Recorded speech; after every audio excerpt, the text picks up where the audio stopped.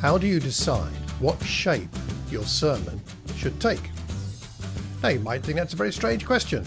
Why should a sermon have a shape? But I believe every sermon should have a shape, and we're going to go on and talk about the significance of that in today's Tuesday teaching tip. This is episode 334, and it's part 6 of our current series on biblical preaching, inspired by the most wonderful book of the same title by Haddon Robinson. There it is. Please get it and buy it and read it and ingest it in some sense. It'll bless you and the people you speak to. Thoroughly recommend it. And today we're in chapter 6 of the book, The Shapes Sermons Take. Now, how have we got to where we are? Where are we so far as we worked through episodes 1 to 5? Firstly, we've found the key idea that's in our text, the key idea that we believe the writer was writing about. That's the point of the text. That's why it was written. We've already done that. Then we've asked ourselves, well, what does that actually mean? If it's really true, what difference does it make to people today, if we believe it or not, or act on it or not? And then we've considered what that biblical concept means to us and to our particular audience, and the precise purpose of our sermon. In other words, why am I telling this to these people on this particular day?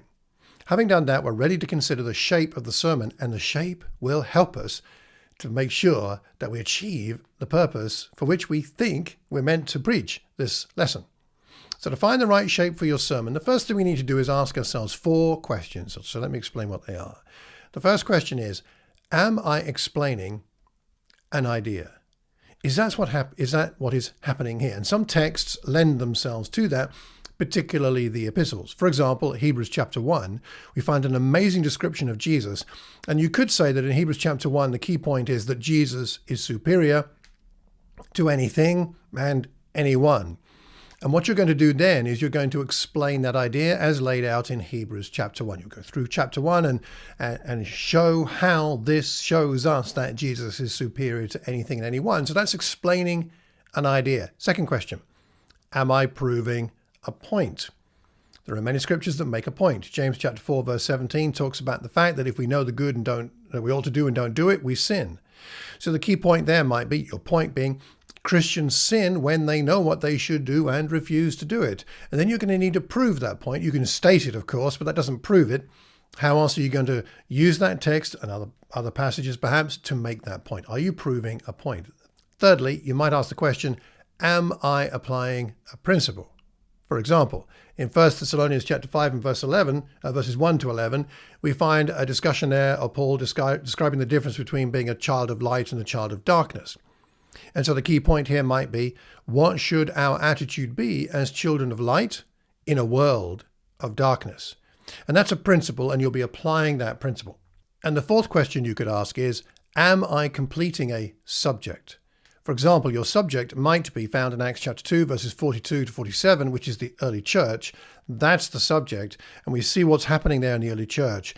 And your question might be, what makes the church vibrant?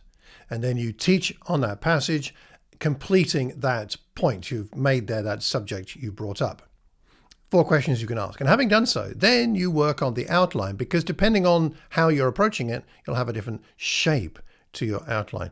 Now, first of all, though, a word of caution about outlines, but also a word of encouragement. You see, firstly, it should be noted that there's no formula for a supposedly correct outline. Almost all outlines will have an introduction and a body and a conclusion, but the outline needs to serve the text and your topic and your subject, not the other way around.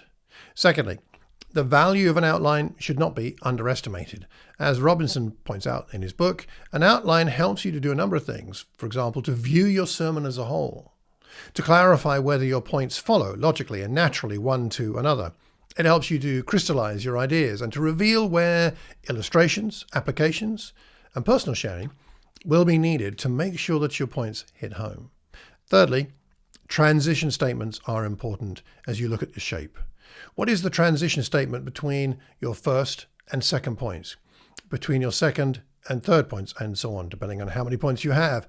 If you can't state the link between your points, your audience will be mystified as to why you've left one point and moved on to another.